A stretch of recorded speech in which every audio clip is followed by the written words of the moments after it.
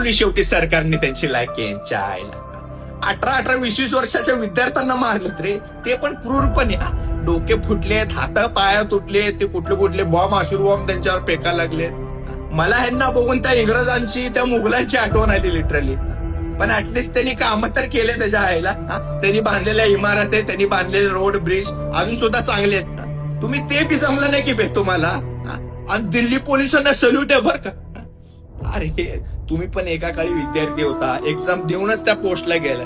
तर तुमच्या काळी असं काय झालं असतं, आज वॉचमन असला असता की रे तुम्ही हरामखोरांनो. तर सरकारला ओपन चॅलेंज आहे, चला तुमच्यात जर एवढा दम आहे ना, तर हे लाठीचार्ज आहे ना महाराष्ट्रात आपल्या मराठी माणसांवर करून टाका. जी काठी आहे ना खालच्या बेळातनं जाऊन वरच्या बेळातनं निघेल डायरेक्ट. आणि आता तर सगळे एकजूट झाले.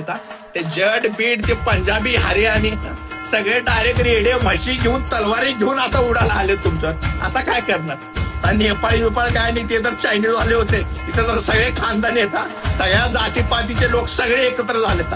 जेव्हा स्वतःच्या लेकरावर येतं ना, तेव्हा माणूस कसा जागा होता, त्याच्या अंगातली आग कशी निघते बाहेर ते सांगायची गरज नाही. आता सरकार बुरकार फुरकार कुठलाही जागीरदार असतो, आली रे आली, आता तुमची पाळी आली. पळून पळून मारणार तुम्हाला. ते फॅक्टरीच्या डुकराला कसं पळून पळून मारलं होतं ना, तसं पळून पळून मारणार आहे का तुम्हाला बघा तुमच्या.